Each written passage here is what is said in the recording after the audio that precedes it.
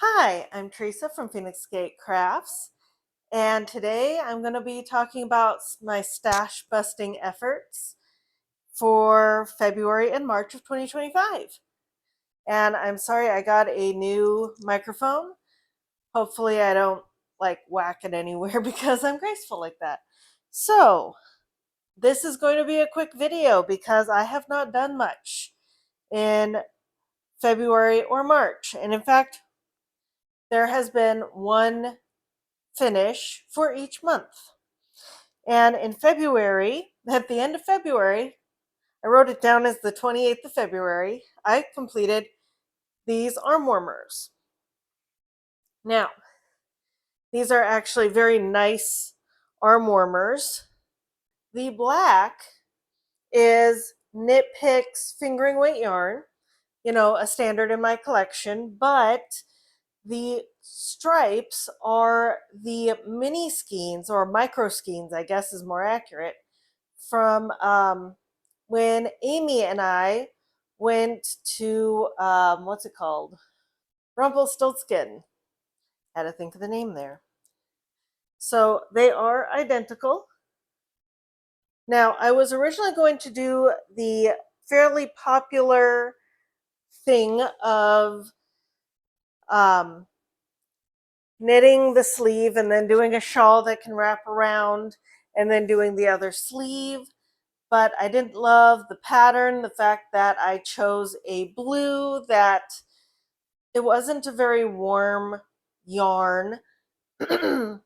So I decided not to do that and I wound up just binding it off. But these fit very nicely, and these were actually perfectly timed because our heater went out a couple times at the beginning of the year. So it got a little bit cold, and it was really nice because I could have on something long sleeve, put this underneath the sleeves of my shirt, and then put a sweater on top, and it really doesn't bulk anything up very much. They fit very nicely over kind of the widest part of my forearm right there, and once I get them up kind of above my elbow, they don't stay above my elbow, but with the other shirt on top, they stay very nicely and it's pretty comfortable. So,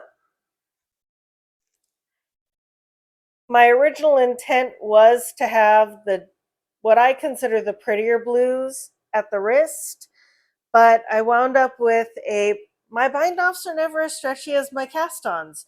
So the one that's stretchier wound up here. And these took a whopping 62 grams of yarn. Then, about half a month later, I made a pair of socks.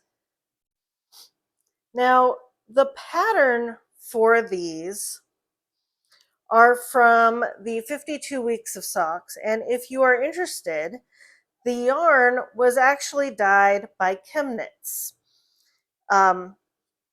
In the Dye Pot PS number 23, I'll put a link in the description to her video, but you can actually see the yarn for this sock being made. And it has quite a nice pattern that came from the 52 Weeks of Socks. Now, I was supposed to do this pattern all the way down, but I didn't want to. I like socks because they are repetitive. So I wanted boring repetitive, not doing the same exact pattern of 22, 23 rows over and over and over again. So a little something at top, a little something at the bottom before doing the toe. FLK heel. I did do both. Here's a side view. And these took my usual 47 grams. No contrast toes or heels or anything. I still have over 50 grams left, and I do have another pair of socks, also from the 52 Weeks of Socks planned. And I didn't buy anything in either month.